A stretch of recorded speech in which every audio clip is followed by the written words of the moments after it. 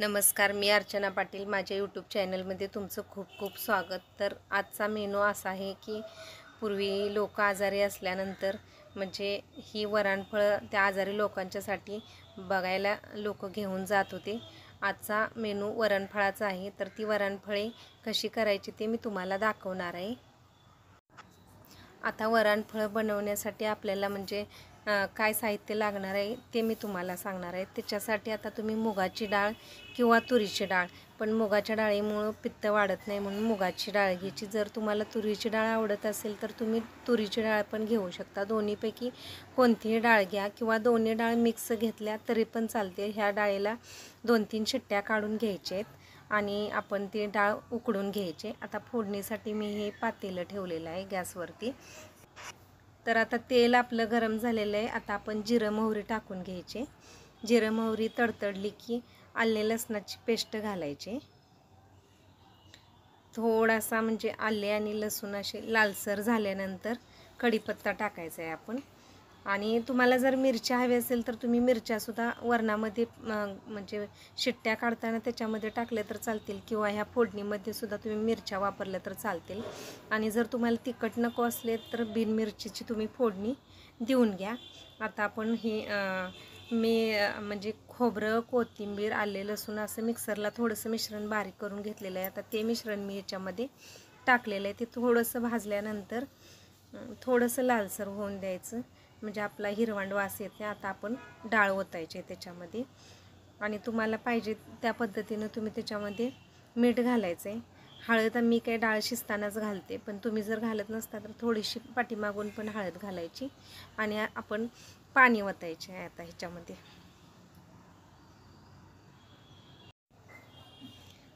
तर आता हे पाणी आता मी अगदी म्हणजे सुरुवातीला वास जाऊन मी थोडंसंच पाणी ओतलेलं आहे, पण आता आपण नंतर आणि एका तांब्यावर पाणी ओतायचं आणि त्या पाण्याला उकळी येईपर्यंत आता आपण कणिक मळून घ्यायची आहे.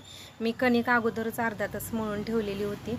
कणकीला थोडंसं तेल लावून ठेवायचं आणि 3 ते 4 चपातीचीच आपण कणिक मळायची. जास्त घट्ट भिजवायची नाही आणि जास्त पातळी मिडियम कणिक भिजवून ठेवायची म्हणजे आपलं फोडणी टाकून होईपर्यंत कणिकही भिजत्या. तर ह्या पद्धतीनं आता आपण ही फोडणी टाकलेली आहे. आता ह्याला उकळी आल्यानंतर आपण त्या कणकेची चपाती लाटून घ्यायची. तर आता कणिक ही 15 ते 20 मिनटं आपली चांगली भिजलेली आहे. आता ही मी 3-4 गोळे असे तेल लावून करून घेतलेले आहेत आणि इकडं वरणालाही आपल्या उकळी आलेली आहे. तर आता वरणाला उकळी आल्यानंतर गॅस आपण बारीक करायचा आहे आणि त्या गोळ्याच्या चपात्या लाटून घ्यायच्या आहेत.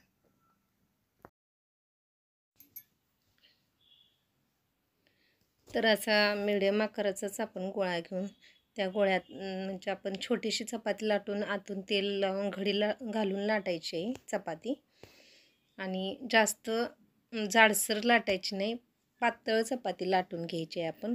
कारण जर जाड चपाती आपली झाली तर ते शिजल्यानंतर असं खायला बरं वाटत नाही. पातळ चपातीचा जो गोळा असतो त्याची जे आपण वरणफळं करतो ती वरणफळं म्हणजे पटकन शिजतात आणि चवीलाही खूप टेस्टी लागतात. तर अशा पद्धतीने हे आता आपलं चपातीचं पान तयार झालेलं आहे. तर आता त्या पानालाच आपण म्हणजे सुरी किंवा चाकून असं चौकोनी चौकोनी कापणीच्या आकारात असे आपण काप करून घ्यायचे आहेत.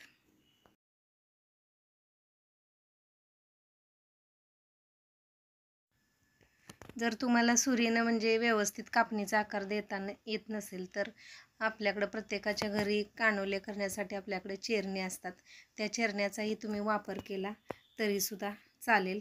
मी आता सुरीच घेतलेले म्हणजे असे कापणीचा आकार देऊन असे बारीक बारीक असे चौकोनी आपण आकार द्यायचा आहे त्याला आणि ते तुकडे असे बारीक बारीक बाजूला काढून ठेवायचे. थोडासा वरून पीठ भुरभुरायचं आहे म्हणजे एकमेकाला ते तुकडे चिकटणार नाहीत याची काळजी घ्यायची आहे आपण.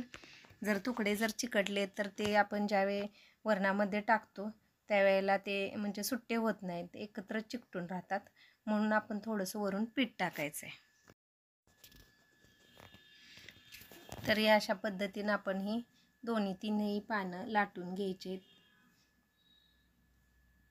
आणि केक आपण हे म्हणजे तुकडे जे केलेले ते आपण म्हणजे असे सुट्टे सुट्टे केक तुकडे टाकून आपण उलथण्यानं हलवायचं आहे, कारण एका वेळी एकदम सगळे टाकायचे नाहीत तर एकमेकाला ते चिकटून बसतील.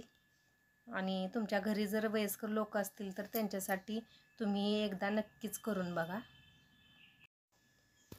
तर मैत्रिणींनो, व्हिडिओ कसा वाटला कमेंटमध्ये नक्कीच सांगा. आणि जर व्हिडिओ तुम्हाला जर आवडला तर व्हिडिओला लाईक आणि शेअर आणि सबस्क्राईब जरूर करा. तर या पद्धतीनं तुम्ही हे वरणफळ करून बघा, छान वाटतील. आणि याची टेस्ट कशी आहे तेही जरूर सांगा. सुट्ट करून घ्यायचं आहे आणि हे तयार झालेलं आहे. आता आपलं असं वरून कोथिंबीर टाकून घ्यायची आहे त्याला.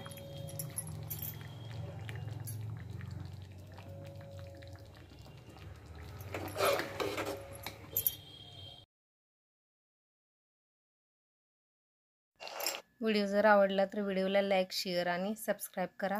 व्हिडिओ शेवटपर्यंत पाहिल्याबद्दल धन्यवाद.